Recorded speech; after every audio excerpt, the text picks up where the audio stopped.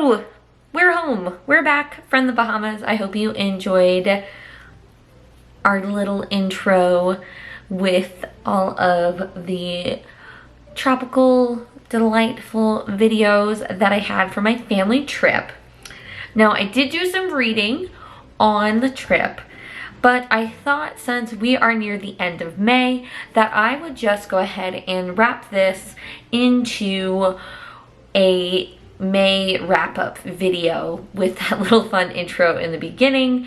A lot of that is because I didn't talk a lot about the books during my trip. So originally I was going to do more like a reading vlog and then check in with you all, but since it was a family trip, I just was spending a lot of time with my family and just didn't have a lot of time to check in with you all in between reading. So I thought we just go ahead and do our May wrap up. So what we're gonna start with here is just briefly go through what our TBR was for the month of May, what our tarot cards picked for us. So just to mention, I did have 3 books that I was currently still reading when I started in May, and that's The Poppy War by R.F. Kuang, Wayward by Amelia Hart, and XOXO by Axio, and the only one of those 3 that I actually finished was XOXO by Axio. I can't remember if I talked about it in a vlog of what I gave that book. So I gave that one 3.5 stars. I do think I talked about this. I had a good time. It was a lot of fun. I know I have it in another video somewhere where you can check out my full review of it, but it was a cute little book and I was happy to read it. It was right for the, it was like the right book for the right time. Next, going into the actual books I had chosen for my TBR using our tarot cards. So the first was A Natural History of Dragons, a memoir by Lady Trent. So this is the first one in that series, and that's by Marie Brennan. A Treacherous Curse by Deanna Rayborn, and that is the 3rd book in the Veronica Speedwell series. We had A Fellowship of Baking and Magic by Jade Penner, Accidental Magic by Iris Beaglehole, and The Wisteria Society of Lady Scoundrels by India Holton. So that was our May TBR, and I'm actually pretty proud of myself because of those 5 books that we selected with our tarot cards, I read 4 of them. So for a lot of these, I'm not going to give like a full review because I'm going to have them for other books for other vlogs, but I'll at least tell you what I rated them. So for A Natural History of Dragons, the memoirs of Lady Trent, the first one of the series, I gave that one 4 stars. And primarily the reason I gave it 4 stars was just I felt like it was a little slow in the beginning. But once we really started getting into the story and the adventure with Lady Trent, I really began to enjoy it. And I think like this memoir style of kind of like a dark academia, almost cozy fantasy vibe to me, along with a bit of a Victorian era setting, was super fun, and I'm definitely going to be reading the next book in the series quite soon. Okay.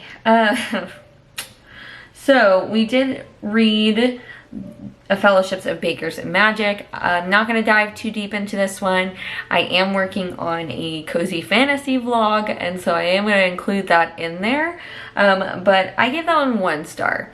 So when that video comes out, you can see why I gave it 1 star, but I don't think I'll be reading any more in this series. It's the first one in the Adenshire series, so I don't think I'll be reading another one of those. Next, we had the Accidental Magic, the Myrtle Wood Mysteries, the first book in the series by Iris Beaglehole. I gave this one 2.5 stars, and again, this one I have going to have like an extended review of it in another video, but the world of it was super cool, but the characters, actually just the 2 main characters, the mother and daughter character in the story, were super annoying. So the 2.5 goes strictly to the town of Myrtlewood and all of the side characters because I thought they were pretty fun. Okay, and then Treacherous Curse by Veronica Speedwell, so 3rd book in the series. I gave this another 4 stars. I am loving this series. I've already gone ahead and checked out the 4th book in the series from my library, so I'm excited to continue along with Veronica and Stoker and want to see when they're finally going to get together. So those are the 4 that we read from my TBR. I did not read the Wisteria Society. Honestly, I just wasn't interested. Like, I looked at it over and over again. I just didn't want to. So I didn't. And that's okay. Outside of that, so we did read a couple other books in between those. So we read Stormfront, the first book from the Dresden Files. That was a reread from me. I actually gave that one 3 stars. It's a great start to the series, and there's a lot of wonderful things that you can see Jim Butcher already like flexing his creative muscles with it, but like the mystery isn't like all that great. So it was still a fun reread, but definitely isn't like one of my favorite Dresden books. You can see my full video of that in the spoiler-ish video that I made specifically for that reread. I also read Romancing Mr. Bridgerton as I was prepping for the new season that came out. And I gave that one 4 stars. I actually really enjoyed this book, and I was pleasantly surprised. And I would consider, I kind of am thinking of reading Francesca's. I think her story sounds interesting. So I might read hers, and I might read, I almost said Claudia, the actress. I might read Eloise's story, because I'm kind of curious about those ones. So we'll see. I'll keep you updated on those. Outside of that, I did read a book for a book club that my friend over at Just Be a Weird had on her channel for this month, and that was The Threads That Bind. I'm going to butcher this name, by Kika Hatsopolo. And I gave that book 5 stars. It's a YA novel. According to Bia, it seems like there's going to be another one coming out soon. And The Threads That Bind is a Greek mythology based book. It's a YA novel, and our main character goes by the name. So in this world, there are descendants of Greek gods that have like certain powers, and our main character Io is a descendant of the Fates. So every family who's a descendant of the Fates has 3 daughters, and they each have a different role, like the 3 Fates do in Greek mythology. So Io is the last sister, so she is a thread cutter, so she's considered like the most dangerous, but she uses her abilities to do some like PI work to raise money for her and her sister to survive in the city of Alante. And Alante is kind of interesting. It's actually kind of similar to the city in Fathom Folk, where some of the city's underwater or begins to go underwater during the rain and things like that. But she has a fate thread with someone. So she is bound to this guy named Ide. He's from another city, but she's kind of been avoiding him. And there is a lot of backstory between the sisters and a lot of animosity. Not animosity, but there seems to be, as you're reading it, I'm trying not to give it away, but there does seem to be a lot of history between the 3 sisters, because you do find out that the eldest sister is no longer there, but she's still very present in Io's mind for her decisions and for how she interacts with this person who is her soulmate. But essentially she is sent on an investigation by Mob Boss, because there are these ghouls that are going around who seem to have their life thread cut, so they should be dead, but they're going around and attacking people, and she's trying to figure out who is behind it. And she is doing that with the help of Ide, her soulmate, who she knows is her soulmate by the thread that she can see, but hasn't told him. And she is working with him, and they are trying to figure this out. And there's a lot of other things going on, a lot of history of the city and of the, do they call them the otherborns, which are like the people who are tied, like descendants of the gods, and how they're treated in the city. So there's like political machinations going on here. There's this investigation, and there's a lot of different moving parts. And I really did enjoy this book, despite the fact that it has faded lovers, because that is one of my least favorite tropes, as we all know. Which is funny because I feel like I've read 3 books this month that have faded lovers. It seems to be a trend.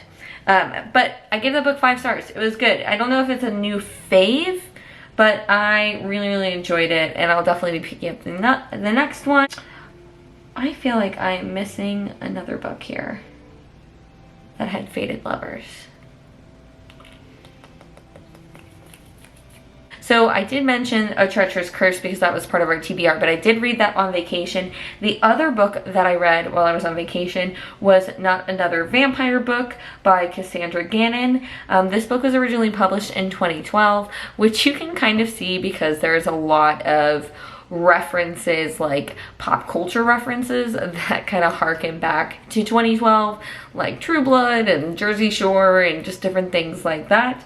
But this book was a super fun time. I give it 3 stars. It kind of knew what it was. It's a book about a book editor who gets this novel from her dad's wife's friend, and it's pretty much a crappy vampire romance novel, and she doesn't want to publish it with their family publishing company, but she gets sucked into the book and things start to go awry, and in the middle of that she starts having the hots for the villainous wizard warlock, yes, you heard that right, named Damien, and they have a very cute romance. This does have faded lover tropes in it as well. What's a girl to do? But I didn't mind it as much in here because it was very silly, and this book knew that it was very silly, so I just had a really fun time with it. I might read the other book that she has for the other character who was, you know, prominent in the book. I don't know, we'll see how I'm feeling, because I just picked this up on Kindle Unlimited, so it was a fun little KU book pickup, and I thought it would be a easy beach read. Finally, the last book that I've completed since this video, and I completed this on the plane, is actually a novella, The Mortal Fates first novella, so it's like 0.1 by J. Bree, and this is The Scepter. So from my understanding, there are, let's see, I'm pulling it up on here. So there's the scepter, the sword, and then the first one, the first actual full novel in this book is called The Crown of Oaths and Curses, and then she has the second one coming out in, I think it's might already be out or it's coming out now, and that's The Throne of Honor and Blood, and that one comes out this year, and it looks like there's already going to be a third one that comes out. So I started reading the novella because it was on KU. So I actually gave this one 2 stars. This follows the female protagonist of the story from The Crown of Oaths and Curses. And the reason I gave it 2 stars was I just felt like it was kind of boring. Like I almost put it down like multiple times. It's only 88 pages. And I just didn't find the story all that compelling. The main character was a little annoying in my opinion. I just didn't feel anything for them, and I really until the end my interest wasn't that piqued by the story, but I wanted to read it because I had heard good things about the series from Booked and Busy. Erin from Erin over at Booked and Busy. She really likes this series, so I thought I'd pick it up. But yeah, so I gave that one 2 stars. I just was really bored most of the time. However, I did start the second novella in this series, and that's The Sword, and that's from the male protagonist's perspective, and I'm really enjoying that one a lot more. It's not anything particularly wrong with the author's writing. I think it might have just been the story and kind of what we were going through in The Scepter that I wasn't really connecting with. This is another fated lover story. So we'll see how I feel about it. I was just looking at it, and The Crown of Oaths and Curses is 663 pages long. So we'll see. We shall see if I read that one soon, or if maybe I give the whole fated lovers trope a bit of a breather, because we're not here for it. And I think that's it. If I was to give you some month stats here, let's see. So let's wrap all this up here now that we've got it. So for the month of May, we read 10 books and 3,380 pages. Most of them were medium or fast-paced, and the majority of them were kind of between 300 to 499 pages. It was all fiction, no nonfiction this month. Primarily fantasy, romance. So they kind of combined 2 of them. So we had fantasy, romance, mystery, young adult, historical, and contemporary. What one was considered contemporary? XOXO maybe? So it says 50% print, 50% digital, which is pretty accurate. I did read on some audiobooks, but just depending on how we were tracking it. I listened to some of A Treacherous Curse on audiobook, but we were mostly reading, physically reading this month, whether a book or on our Kindle. And our average rating for this month was 3.2 stars. We had 1 star, 5 star with The Threads That Bind, and 1 star with A Fellowship of Baking and Magic. And overall, May was a pretty good month. We are really catching up on our goal to read 75 books, and as I make my push to read the Dresden Files, we're going to get even closer, because currently we are at 36 books. That means we are 48% of the way to our goal of 75 books for this year, and we are currently 5 books ahead according to Storygraph. So that is a wrap. I'm going to go ahead and end this vlog here. I hope you enjoyed our fun little beach Bahamas excursion in the beginning of this vlog. I would love to hear everything that you read. If you had a favorite book, if you read one of the books that I read, or if you have something you're excited for in June that you think I should add to my TBR, feel free to drop it below. And if you enjoyed this video, please feel free to like and subscribe.